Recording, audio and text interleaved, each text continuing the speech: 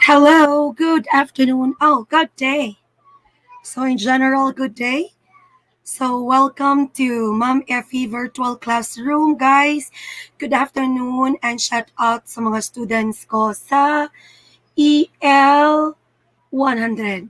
Okay, so EL 100. So, the subject is Children and Adolescent Literature. Okay, so good afternoon. This time we are going to, yes, hi ma'am. Oh, anyway guys, before you send a comment, please allow StreamYard to access your name. Para po di masayang yung participation ninyo, you have your name. Kasi ang lalabas dito, Facebook user lang. Maliban na lang kay Daryl Joy, Redulia Tulibas, Mercy Jane John Abadias, Sherry May Reyes, Rochelle Rose Montero. Okay, I can read your names here. So maybe you approve StreamYard to broadcast your names. Okay, guys. So actually, open your cam. Nandiyan na kayo, please, kasi I need participants to be on my screen then. Okay. And then let me tell you in advance, we are live in Mom Effie's virtual classroom. And then we are live in Mom Effie's virtual classroom YouTube. Okay, my YouTube channel. Afternoon, Mom. All right, Jane May Nanali is here. So, hi, Mom. Good day. Okay, Mercy is here. Can you open your cam, guys? Mercy and Jane. I think I'll let you be on my screen. All right. Good afternoon, Mom. Okay, there you are.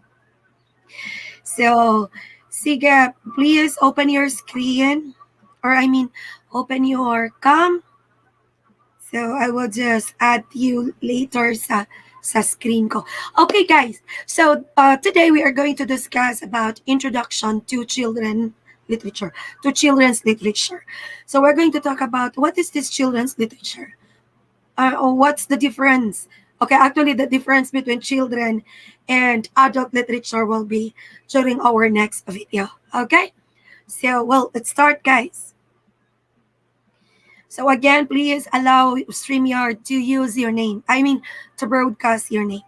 So, kailangan makita natin yung name natin or name ninyo para, sandali lang po. Para yung participation or pag may tanong ako, makita niyo siya, guys. Makita ko siya, guys. Makita yung pangalan. Alright, so good afternoon, Ma'am Renz Fred Kasi Tauzon. Good afternoon. Then, Rachel Ann Lombrino. Yes, there you are. Rachel is there. Sige. Well, anyway. All right.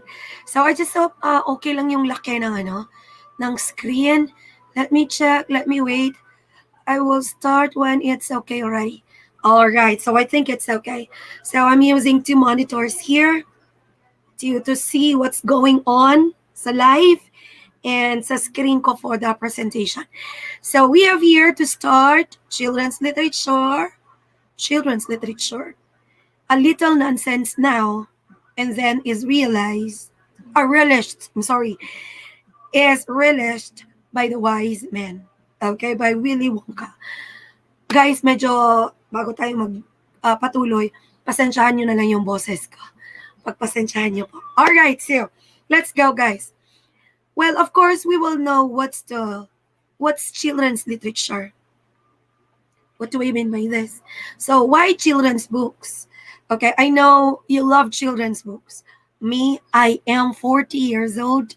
All right, I love children's books. Why? Because, it's just like, it entertains me a lot. Okay, it entertains me a lot. It gives me aesthetic, what's this? Yung parang, there is an aesthetic effect. All right. And then, like, I am really that entertained and I will forget my problems for a while. Okay. Yung ganon. So, guys, you can send a comment or questions sa comment section. So, what children's books you have there? There are many little ways to enlarge your children's world. Love of books is the best of all. Jacqueline Kennedy's Onassis. Kennedy Onassis. Okay. Guys, so sa ngayon pa lang, sabihin ko sa inyo, you have to watch the entire video. Do not just leave. Or if you cannot stay long, don't forget to go back to this video because along the way, I will have questions that you need to answer. Okay? So that will serve as your class participation. So it means you are really present because you're there. So first thing is, I am so sorry if I'm not present in the Google Classroom. I am really what's this? I was really having a hard time accessing the mic. There is nothing, I think there is nothing wrong with the Google, with my microphones. Kasi I use 4 headsets already, 1, 2. And then the microphone, and then I have the speaker here. Hindi talaga siya mag-work. Alright, but it's okay. Let's continue. So this is it. No problem. So, why children's books? That's the question. So, well, a bedtime story to help a child wind down. Okay? Key for brain development. Helps a child learn abstract thought. Okay? So, helps children imagine objects and create images. Normally, kids are what? Imaginative. Right? Kids are imaginative. Kids really love to wonder. And then some kids having this imaginary friend, or they keep on imagining that, for example, they have this toy. They have this wild imagination that that toy is alive. Okay, well, that's normal. That's normal to them. So, again, a bedtime story to help a child wind down. Key for brain development. Helps a child learn abstract. Okay, thought. Helps children imagine objects and create images, and connects adult and child to magical places. So, why children's books? So, that's, or these are the answers. And then, what is children's literature? So, this is it now. What is children's literature? So, a book created for children, right? So, a book created for children. Of course, we call it children's literature. So, any reading or composition created for children. So, guys, wait lang. Do you want me to have my presentation bigger? I think it would be a lot better. Bigger yung presentation than my face. All right, that's it. So, I think it's better now. Okay lang, Cherry? Alright. Sige lang. I cannot. It's okay, Cherry. Kasi you just have i-click ka lang kasi dyan para maka-join ka ng video. Pero sige lang, explore nyo lang din. One day soon, you will do it. Alright, so where are we? Here. So, what is children's literature? So, a book created for children. Of course. The composition, the readings created for children. So, Huckleberry Finn, Cream Fairy Tales, Gulliver's Travels, Watership Down. I don't know if you are able to encounter this composition or literature or work of art, okay? Written art. So, these books, all initially written for children, eventually gravitated to the adult world. So, the original version of these books written for children, okay, were for children, eventually gravitated to the adult world. All right. So, all of these stories are adult books that are read by children or at least young adults. Okay. Question number 1. I-take note nyo na lang po muna. To be commented doon sa live sa Facebook. Maya na kayo mag-start mag-comment after the class po. So just take note of the first question. Ano yung maisip ninyo, or what is a literature that you can think at this point of time na pwede siya children, pwede adults? Okay, or it started for children and then eventually naging para sa adults siya. Ano, kung may maisip kayo. Alright? So anything na maisip ninyo, that's number one question. Take note of that lang muna. Huwag kayo dito mag-comment sa StreamYard. Okay? So you can comment sa ano natin doon sa YouTube. Yes, pwede sa YouTube. Walang problema. I always check the messages in YouTube. And doon sa, especially pag gusto nyo ng private, doon sa Ma'am Effie's virtual classroom. Okay, sa video natin. Okay, sa YouTube video natin. Alright. So, live tayo dito sa Ma'am Effie's virtual classroom. And actually, guys, naka-live din tayo sa YouTube. So, you can always go back to it. And by the way, guys, bago ko makalimutan, the soft copy or the PPT file of this, pwede nyo makita sa files sa Ma'am Effie's virtual classroom or sa description sa YouTube. Okay? And or doon sa classroom ninyo, sa section ninyo. Okay? Doon sa parang materials ang tawag doon. So walang problema, I can keep the records or the files there. Only that yung microphone ang hindi mag-work sa akin. Alright. So, next. What makes a kid's book readable? Okay. Kasi maybe we're thinking that is kid's book because it's colorful. But we have to consider, is it readable? Is it readable for kids or for the parents for the kids? All right, so let us see what makes a book readable, especially for kids. So usually offers a fantastic reality. Okay, fantasia, but reality. Fantastic reality. An imaginative escape. Diba na wala? An imaginative escape. A playful playground. So, diba, it was mentioned earlier, the kids are, what's this? They are creative. They are natural creative and imaginative. And they are natural artists. Alright? So, magiging part yan sa lesson ko. Calling pala sa mga humanities students ko kasi art yung ano natin, yung lesson. Oh, by the way, andito yung isa sa mga art ko. I painted a unicorn.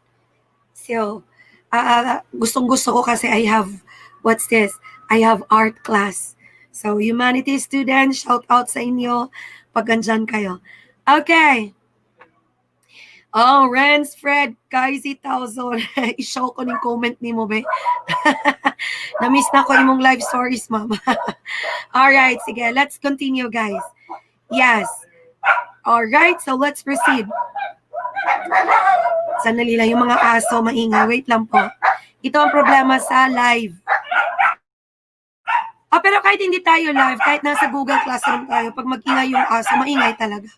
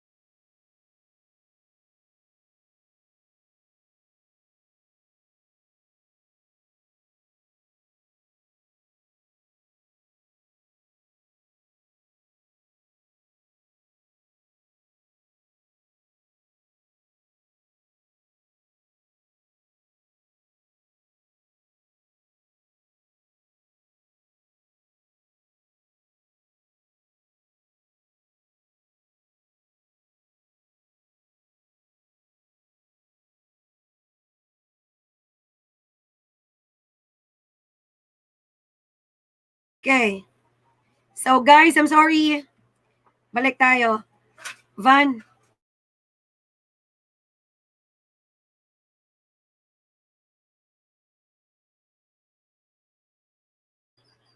Alright, so, sorry guys. Pagpasensyahan na natin. The things that we cannot control, the dogs. Okay. Andito pa ba yung boses ko? Okay, there you are. Sige, okay, go back guys. Nothing can stop us from learning. So usually about a child, of course, or an animal. So it says usually about the child. So of course, there are literature that this is children literature or there's our children literature, but of course intended for adults. Okay, so usually about a child or an animal. So that is really something that will what's this? We'll really invite the kids to listen or to read because it's so interesting for them. Then, usually a simple conflict. Simple lang. Let us not give complicated things to kids with a definite and clear resolution. Okay. Then, compelling illustrations. Then, yet still filled with all the elements of story. So, well, I think you have encountered the elements of the stories. So, what you encountered was about elements for adults, elements of literature for adults or stories for adults. But of course, children's literature has the same elements of story. And so that's the question. What those are, or these are the answers for what makes a kid or a book readable. Then characteristic of children's literature. So focuses on action. Focuses on action. Why? As I mentioned earlier, the kids are fond of what's this? Imagining things, okay? Especially fantasy, and then they have these actions. Kasi kids are natural, like a playful, they are playful. Okay, focuses on action. Optimistic. Then fantasy. Pastoral. Ideal. Viewpoint of innocence. And didactic. Okay, so second question, guys. Second question. Ano ang maisip nyo na book, children's book, or children's literature na sa bata pa kayo na hanggang ngayon hindi nyo makalimutan? That's question number 2. Again, that's question number 2. Please take note of that. Okay? Then, elements of children's stories. So let's have this one. Where the wind things are. Yan, gustong-gusto yan ng mga bata. So, theme. So, if we have theme in the adult story, we also have here in children's stories. Characters, of course. Characters are very important for kids. Okay? Sometimes they imagine they are one of the characters or the main character. Then setting. So, we have this in the adult literature. It's not really that we have this in the adult literature. They are just the same. We have the same element. Plot, of course. Then dialogue. Then word choice. So for the word choice, the simile, repetition, metaphor, alliteration. So simile, let's go back to it. At direct comparison, why direct comparison? Because there is a use of like or as, and then repetition of words, repetition of phrases. We need that. Okay, children need that, need to hear these things. And then metaphor. So metaphor is indirect comparison, just like the simile, but without using like or as. Then the alliteration, the repetition of the initial letters or initial sound. Okay, so word choice. So the writer, if you will become writer, okay, soon, baka magiging sikat kayo na writer ng children's literature. So of course, one of the things that you are going to consider, your choice of words. Okay. And then imagery and images. Yes, magiging effective or your story will become a lot effective if you have images, because that is one of the things that will keep the young kids or the young learners to remain, okay, to be there, to read. All right, so they love colors. They are visuals eh. All right, they are visuals. So kung napapansin niyo yung mga elementary classroom, so many pictures. Okay? Pagdating ng high school, parang cleaners na lang. Diba? Alright. So, that's it. Next. Plot. Yes, we have the plot. Then, we have the simple, of course, we're going to use simple plot to them. Build through conflict. Then, offer a dilemma, moral, and ethical. So, this is the usual thing sa kids stories or kids or children's literature. So moral and ethical. So simple plot. Remember, simple plot. Let us not give them like complicated situation. Let us not give them like they will be confused. All right. So the tendency is they will live. All right. They are not going to finish reading it. Then provide closure. So don't leave the kids hanging. It's a very important to satisfy their needs. So what are their needs at that particular time? All right. Of course, they need to be entertained. The need for them to imagine, the need for them to be creative, the creative thought. Okay, so next.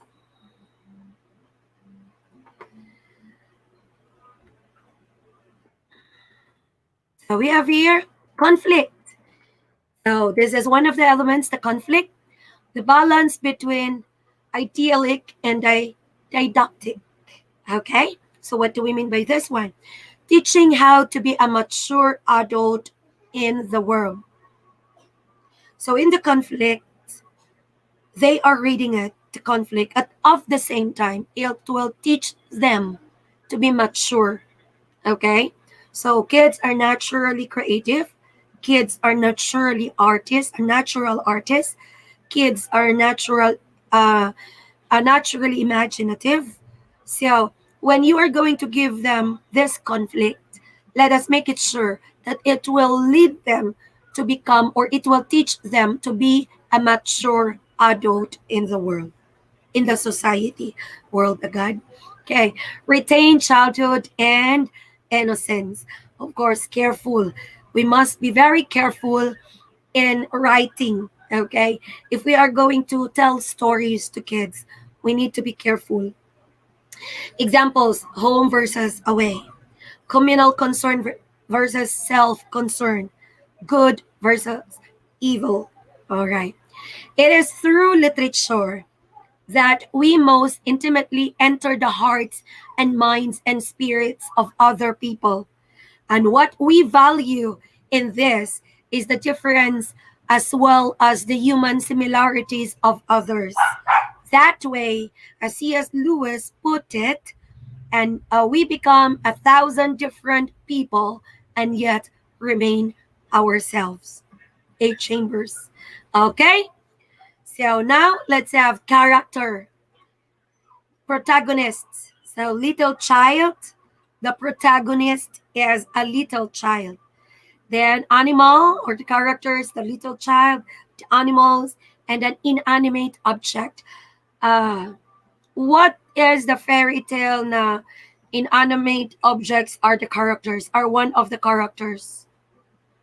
Can you comment? Hindi ito to question number 3. Dito lang sa StreamYard if you are still there.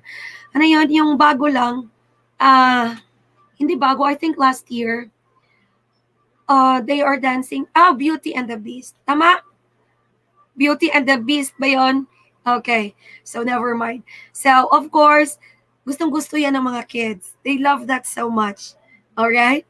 So, the children's literature, the protagonist must be a little child or an animal or inanimate objects. Okay, they love that. They will be entertained. Then,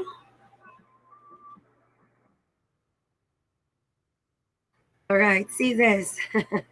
That's why children love cartoons. Okay, I am not a child, but I love cartoons. I still love cartoons, or like anime or what. Traits of protagonist in the children's literature. Remember, traits of protagonist in the children's literature. So, personal courage, caring for others, perseverance, resourceful, and a belief in others. Okay? Now, question number 3. Question number 3 for class participation. You can name a character of a children's literature that you love, okay? And then say something about his or her trait, okay? So in 1 to 2 sentences, that's question number 3. Question number 3. Name a character. Ang sa akin noon si Sarah, ang munting prinsesa. Okay. So hindi ko siya makalimutan. There is personal courage, caring for others, perseverance, resourceful, and then a belief in others. Si Princess Sarah, na sino yung friend niya? Si I'm in guard. Tama? Tama ba yun? Okay. So that's it. So in number 3, question number 3, name a protagonist in the children's literature that or from a children's literature that you love and say something about his or her trait. That's question number 3. In 1 to 2 sentences only. All right. Then optimism. So when we say optimism, being positive. All right. That is really, or these are the things that the reader or our readers, of course, our kids, that they must get this one because it will teach them lessons. Personal courage, caring for others, perseverance. Kasi, ano yan influential yung binabasa nila para sa stage nila. Alright, word choice. Lively language. Okay? Simple language. Sophisticated. Lively. Colorful. Creative. Alliteration. Rhyme. Yan, pag may rhyme. Yung ang ending mo doon, it ends in ly. The second, ly again in ly. So that is rhyme. Okay? Challenging word. Then simile, onomatopoeia. Onomatopoeia is that when, of course, the imitation of sound or the sound. Whoosh, bang, bang. All right. Okay, that's it. Like, onomatopoeia. All right, that's it. May ano pa talaga ako dito, ha? All right. Okay. So, that's it. Ang dami kong ano dito. Okay. So, repetition. Next, word choice activity. Okay, let's have this activity, guys. This is something that word choice activity. This is your assignment for today. You can submit it within the week. This one. The big bear stood by the water. He looked at his shadow in the big lake. He thought that he looked nice. He went to take a drink of water. A fish went by. The bear wanted to eat the big fish. He ate up the fish and went away.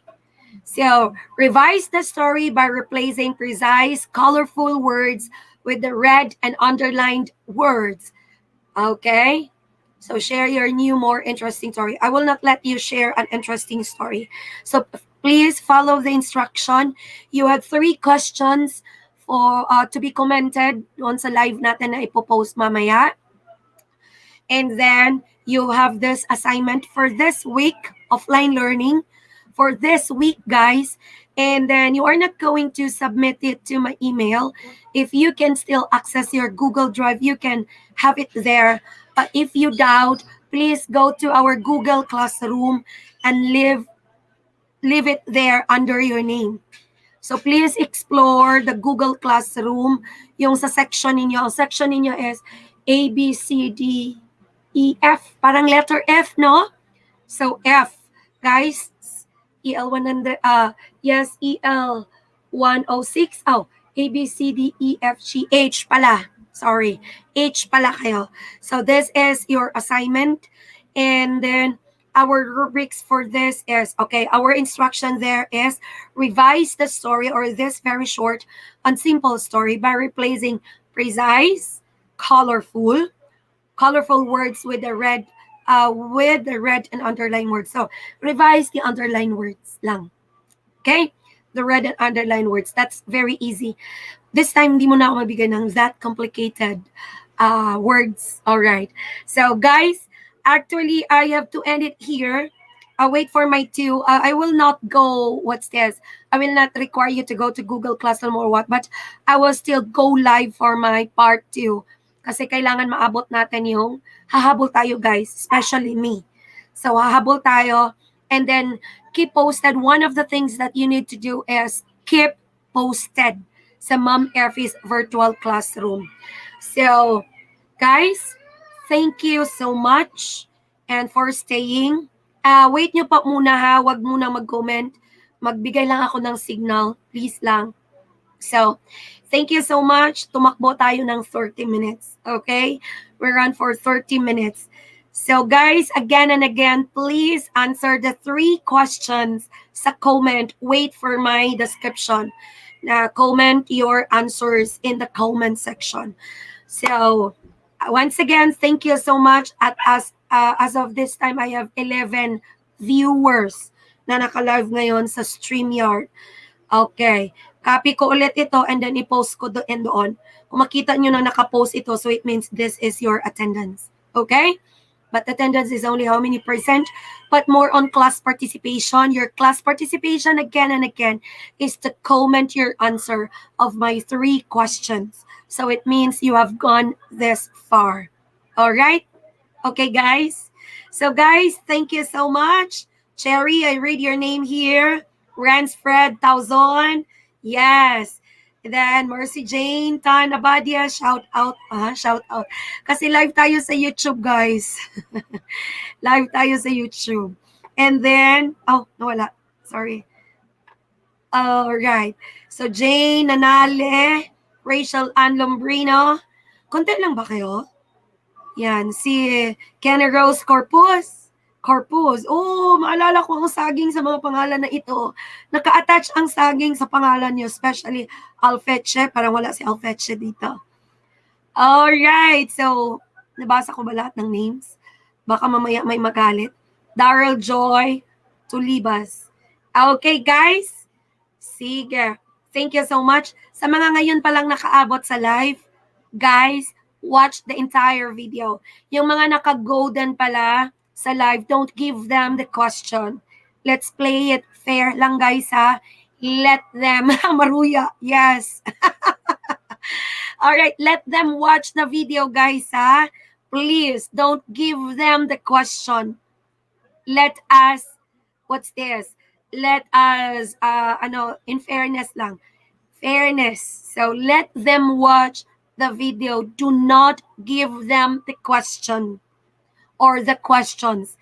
Yes, Maruya. Oh, Alfeche, you're there.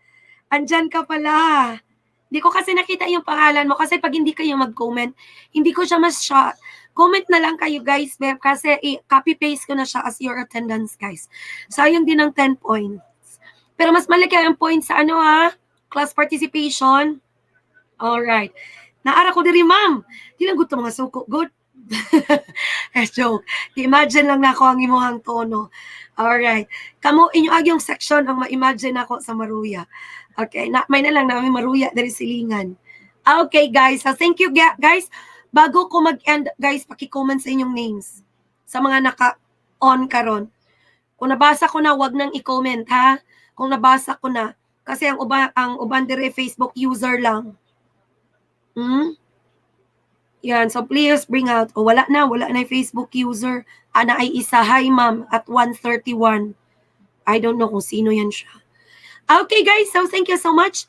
And again and again and again lang, meron pa akong 3 videos na ipopost na kailangan yung tingnan and mag-quiz tayo this week, guys. So, via Zoom tayo. Okay? So, abangan nyo lang ang post. Yun lang po, abangan lang ang post. Hindi ako muna magbigay ng advance sched. Alright? So, ma'am, ako, mama. Kinsang ako, mama. Ma'am, ako, mama. Ako, mama. So, Facebook user. Ma'am, ako, mama. Ma'am, kinsa man na, wala. Facebook user lang. Walay name. So, okay, si Cherry, naniguro jud si Cherry. I-end ko na, guys. So, we only have 11 attendees here. O, sige lang, bawi lang dito sa 3 questions. Okay, guys. So, thank you so much. Thank you so much. Pasensya na sa boses. See you again soon. Keep posted kasi mag-live gyapon ko sa next videos pero dili na siya necessary na naamuan ni attendance. But if you will be there, well, better. i-show ta mo sa channel para naapog ko'y audience gyud oy nga nag-attend sa screen. Kasi ang video na to mag-remain sa YouTube channel ko. Jellord Fausto. All right. So, Fausto. There you are, Fausto. Okay. So, guys, thank you. Bye-bye. See you soon. Abangan ang next videos. Huwag mo na mag-comment, guys. Hintayin nyo yung description ko. Okay? Hindi ko pa siya i-close. Usually, mag-close ako ng 10 p.m. Pero kahapon, hindi muna ako nag-close sa GE kasi, GE pala. Kasi may GE pa kanina, hindi ko muna kin-close yung commenting. Okay? So, thank you guys for staying and hope you understand everything why andito tayo ngayon. So, I'm trying to reach out pa rin talaga. So, I'm going to do my best to fix everything para nasa Google Classroom tayo. Bye-bye!